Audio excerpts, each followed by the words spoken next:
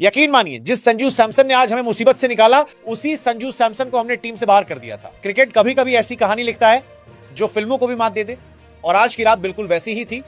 कोलकाता के ऐतिहासिक Eden gardens की रोशनी, गैलरी की गूंज, सांसें थाम देने वाला रोमांच, इन सबके केंद्र में खड़े थे एक शख्स। नाम था संजू सैमसन। कई सालों से उन्होंने मौके पाए हैं और गंवाए भी हैं। कभी शानदार शुरुआत करके रुक गए, कभी बड़े मैच में दबाव नहीं संभाल पाए, ऐसे आरोप भी लगे। इस वर्ल्ड कप की शुरुआत में उन्हें बेंच पर बैठना पड़ा। कई लोगों ने कहा शायद यही उनका आखिरी मौका है, शायद इस टूर्नामेंट के बाद भारतीय टीम में जगह नहीं मिलेगी। लेकिन क्रिकेट कभी कभी आखिरी मौका देता है, और अगर कोई उस मौके को पकड़ ले तो इतिहास बन जाता है। आज बिल्कुल वही हुआ। लक्ष्य था 196 रन। वेस्टइंडीज ने 20 ओवर में बनाए 195। आखिरी 5 ओवर में पावेल और होल्डर के बल्ले से चौकों छक्कों की बारिश हुई। भारतीय गेंदबाजों ने कोशिश की, दबाव बनाया, लेकिन स्कोरबोर्ड 195 पर जाकर रुका। नॉकआउट जैसे मैच में 195 मतलब बड़ा लक्ष्य, मतलब शुरुआत से ही मानसिक दबाव। रन का पीछा करने उतरी भारत ने वह दबाव महसूस भी किया। अभिषेक शर्मा जल्दी आउट, ईशान किशन भी लौट गए, सूर्य कुमार यादव बड़ी पारी नहीं खेल पाए। स्कोरबोर्ड आगे बढ़ रहा था, लेकिन मैच भारत के हाथ में नहीं था।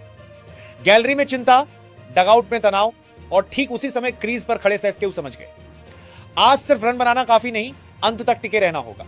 उन्होंने जल्दबाजी नहीं की, शुरुआती कुछ गेंदें देखी, डिफेंस किया, सिंगल लिया, स्ट्राइक रोटेट की, क्योंकि वे जानते थे हीरो बनने से पहले टिके रहना जरूरी है।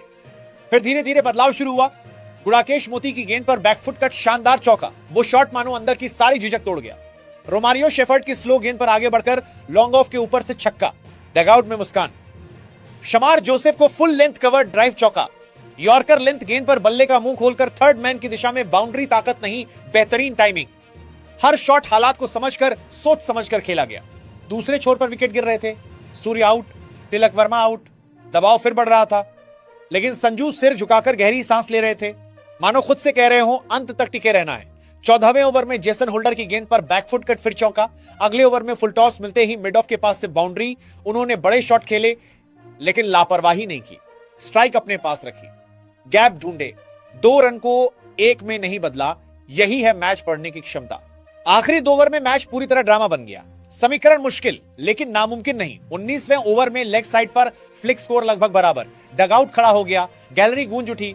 फिर 19.2 ओवर पर फुल लेंथ गेंद, संजू आगे बढ़े, बल्ला घुमाया, गेंद मिड ऑन के ऊपर से बाउंड्री। भारत जीत गया, सेमीफाइनल पक्का। संजू घुटनों के बल बैठ गए, आसमान की ओर देखा। वो सिर्फ जीत का जश्न नहीं था, वो इंतजार की जीत थी, वो खुद पर विश्वास का प्रमाण था। 50 गेंदों में 97 रन, 12 चौके, स्ट्राइक रेट लगभग 200। शतक से 3 रन दूर रहकर भी व्यक्तिगत रिकॉर्ड के बारे में नहीं सोचा। मैच खत्म किया, टीम को जिताया।